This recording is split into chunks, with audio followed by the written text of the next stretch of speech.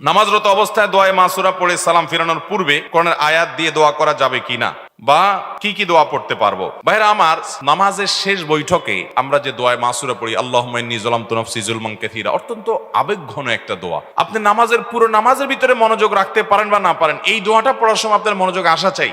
এটার অর্থের দিকে খেয়াল করবেন। আল্লাহুম্মা ইন্নী যালামতু নাফসি যুলমান কাসীরা, আল্লাহ আমি নিজের প্রতি অনেক অবিচার করছি, অনেক জুলুম করেছি, অনেক গুনাহ পাপাচার করেছি। এমনকি এই যে পুরো নামাজ শেষ করলাম, মনোযোগ কতদিক চলে গেছে, মনোযোগ নষ্ট হয়ে গেছে, আমি নিজের প্রতি নিজে জুলুম করেছি। ওয়ালা ইয়াগফিরুয যুনুবা ইল্লা আল্লাহ, পাপাচার সমূহ আপনি ছাড়া কেউ মাফ করতে পারেন না। ফাগফিরলি মাগফিরাতাম মিন ইনদিক ওয়ারহামনি ইন্নাকা আনতাল গফুরুর, আল্লাহ আপনি মাফ করে দেন, আপনি রহম করেন, আপনি গফুর, ক্ষমাশীল, আপনি দয়ালু। এটা বলে এরপর আপনি সালাম ফিরালেন, মানে আল্লাহর কাছে মাপ চেয়ে ফিনিশিংটা অন্তত ভালো করলেন। এই জায়গাতে দোয়া কবুল হয়। নামাজের শেষ বৈঠকে কি হয়? নবী করিম সাল্লাল্লাহু আলাইহি ওয়াসাল্লাম বলেছেন, সুম্মা লিয়াতাখাইয়ার মিনাদ দুআই মা শা। শেষ বৈঠকে দুরুদ, আত্তাহিয়াতু দুরুদ পড়ার পর সে তার যে কোনো চাওয়া আল্লাহর কাছে নিবেদন করবে। অবশ্যই সেটা বর্ণিত কোরআন হাদিসে বর্ণিত দোয়া হতে হবে। এজন্য এটা দোয়া কবুলের জায়গা। এখানে দোয়ায়ে মাসুর বা হাদিস বর্ণিত দোয়া আপনি করতে পারেন।